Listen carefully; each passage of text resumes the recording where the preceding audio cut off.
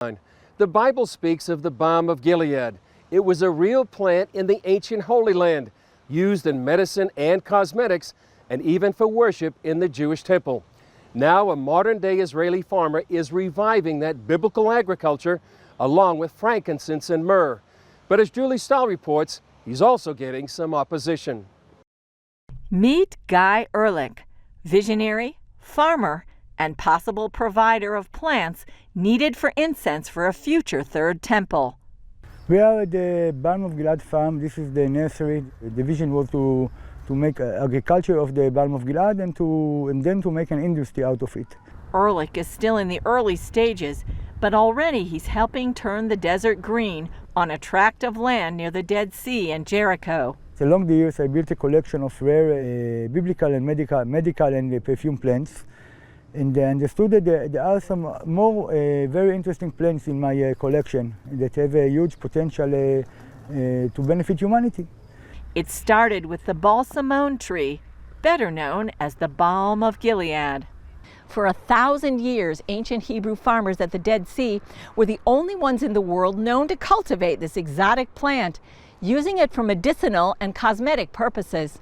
Now Erlich's biotech venture is reviving that trade and more. He knew how to make out of it one of the most important medication of the ancient world, a perfume that was considered to be the best perfume in the Roman Empire. It serves as the fifth ingredient of the incense of the Holy Temple, and since the Second Temple period, it serves as the anointing oil of the kings of Israel. At the 6th century, it disappeared from here together with the Jewish people. Erlich got his first plant from a shoot that was smuggled by a German scientist out of Saudi Arabia and brought to Israel. Oddly enough, the plants he grows are thriving in the intense heat and salty soil on the shores of the Dead Sea. I believe that in the future it would become a medicine. Before it would be a medicine, it will be a nutraceutical and a cosmetic. Before or after it might serve as the first ingredient of the incense of the temple. Erlich has 6 acres of Balm of Gilead trees so far and another 5,000 plants ready to be planted. Right now I'm the only and the biggest Balm of Gilead farmer in the world. The resin from the bark, the berries, and the leaves of the Balm of Gilead can all be used, and each has a different fragrance and properties. Erlich also grows frankincense on his plantation.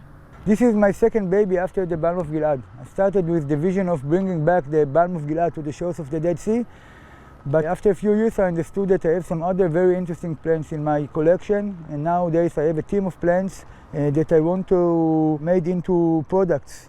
There are more than 20 varieties of frankincense, but this is the one from the Bible, and it's considered an endangered species.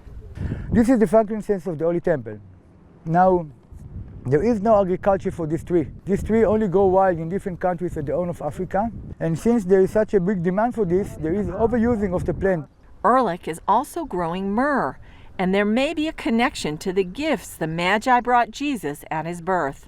Another way to introduce myself is as a Magi. We know the 3 Magi that brought Miriam presents. They gave her frankincense and myrrh and gold. Now there is a claim that the gold is the Balm of Gilead because it was more precious than gold. This is the diamond of the incense. This is the diamond of the medical plants.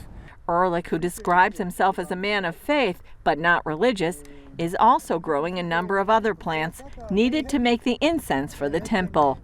That has caught the attention of some religious Jews who would like to see a third temple built in Jerusalem.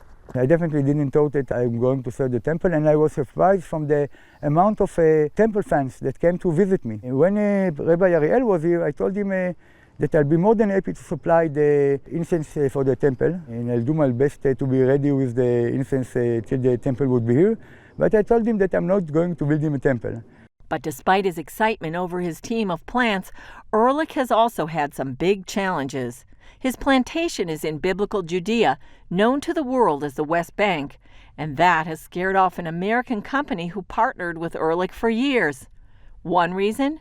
Backlash from BDS, the anti-Israel boycott, divestment, and sanctions movement. I'm sorry for this company that they surrendered for this wicked movement, but what can I do about it? I can only fight it by succeeding without them. He's had to dismiss his Israeli and Palestinian workers and rely on volunteers like Kinneret and her friends, who spent a week here, among other things, pulling weeds.